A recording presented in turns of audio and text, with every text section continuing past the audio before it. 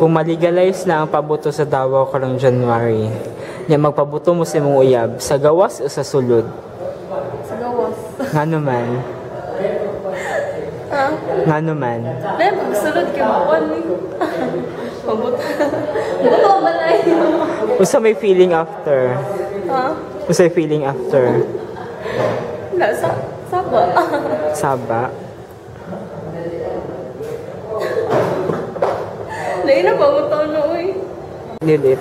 Isa man. Kung maligalize na ang fireworks sa Davao, magpabuto mo sa imong uyab sa gawas o sa sulod? Alam na. Kaya kailangan ka na tabago. Sa gawas. Ngano man? Dahil mo cake sa Dahil mo cake sa sulod mo. Buto ta sa sulod. Unya usay feeling after? Ko kayo mo tama na. Maligalize na ang pabuto sa Davao karong January. Magpabuto mo sa imong uyab. Asa mo magpabuto sa gawas sa sulod? Sa gawas. Sa gawas. Ngano man? Alam nga, sa sulod, lain kayo. Usay feeling Sa after? gawas, makitaan. Dilipod. Ay, mas man. Eh, duwa man ang pasabutan na good. Gani. Kung sa gawas. Kung sa gawas, makita mo. Wala mo privacy. O sa sulod, babumbahan. Sa sulod, masunog. Masunog. Ano rin, makadungog. Usa may feeling after? Lami. Lami.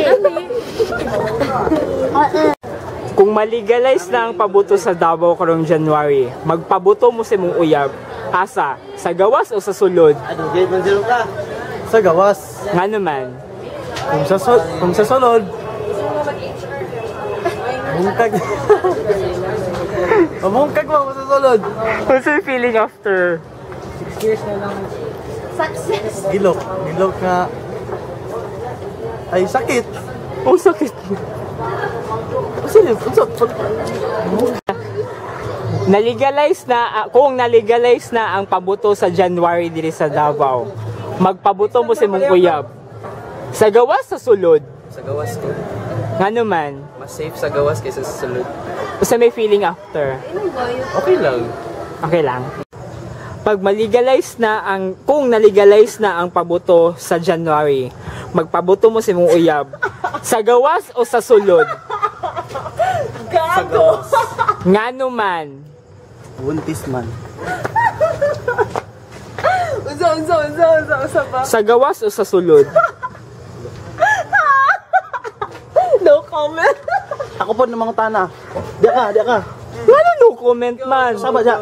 Wala kayo uyab. No comment. Wait lang.